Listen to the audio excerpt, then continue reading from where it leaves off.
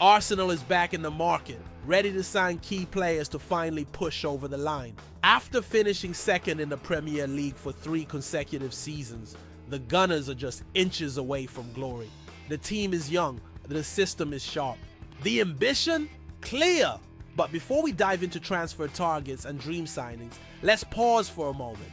Let's reflect. Let's look at the players Arsenal have signed under Mikel Arteta from the beginning of his reign to now and ask one simple question: hit or miss? Because while some players helped reshape the club's identity, others simply didn't make the cut. This is the story of Arsenal's transfer hits and misses from 2020 to 2025. Let's begin. We begin with Pablo Mari, signed permanently from Flamengo for around £7 million in the summer of 2020 after a short loan. He looked like a calm left-footed option at the back, but he lacked pace and struggled against top opposition. Eventually loaned out and moved to Monza, a quiet presence. Sadly, he's a miss. Then there's Cedric Soares, brought in on a free transfer from Southampton.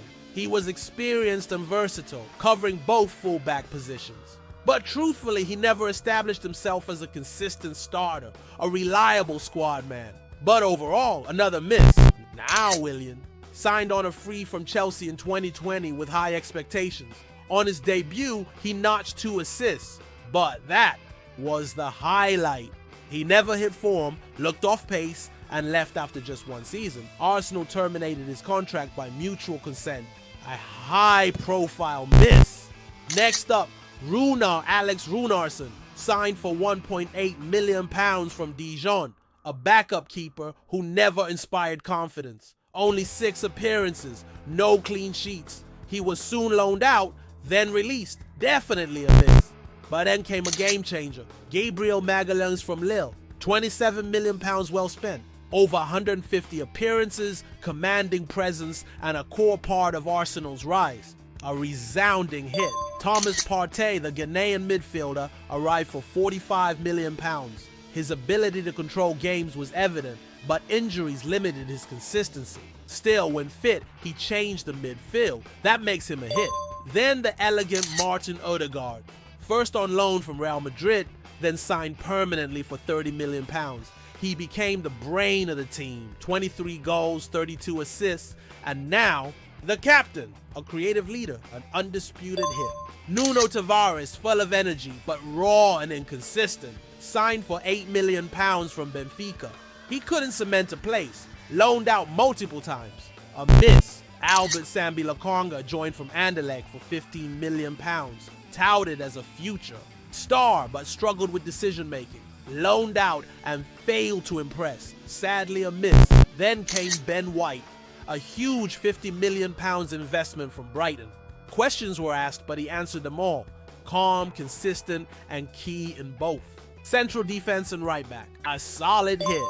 Aaron Ramsdale, signed from Sheffield United for £24 million, became a fan favorite. Vocal, passionate, and brilliant in distribution. Though replaced later, his contribution makes him a hit. Takehiro Tomiyasu, the quiet assassin. At the back, €20 million from Bologna. 2-footed, positionally excellent. Injuries limited his minutes, but when he plays, he delivers. Definitely a hit. Matt Turner, brought in as a backup keeper. Reliable in MLS, but not quite up to Premier League standards. Only a few shaky appearances before being sold. He is a miss. Marquinhos, the Brazilian winger. A flash of talent, but no real breakthrough. Loaned out multiple times. He is definitely a miss. Fabio Vieira, £34 million from Porto. Showed potential, but lacked consistency and physicality. Injuries didn't help. Loaned back to Porto. At that price, a miss.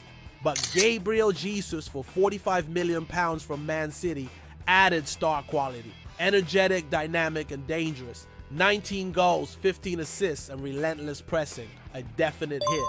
Oleksandr Zinchenko, his ex-City teammate, brought tactical brilliance. As an inverted left back, he helped control possession, though defensively shaky at times. His vision redefined Arsenal's build-up. A clear hit. Leandro Trossard joined from Brighton for £21 million and instantly added bite to Arsenal's attack. Smart, composed, and always dangerous around the box, he became the perfect impact sub and occasional starter. He didn't just score, he influenced games. A clear hit.